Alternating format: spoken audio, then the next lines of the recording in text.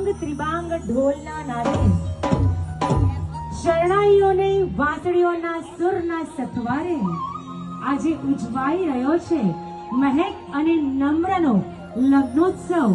જે વિઘ્નહર્તા, લાભ કરતા, શુભ કરતા એ ગણપતિ ગજાનન રાયા આજે મહેક અને નમ્રના માંડવે પધારી આજનો આ અમારો પ્રસંગ નિર્વિઘ્ને પરિપૂર્ણ કરવા શુભ અને લાભ બાળ સહિત પધારો ગણરાયા. હાલો જય આપણા મલકમાં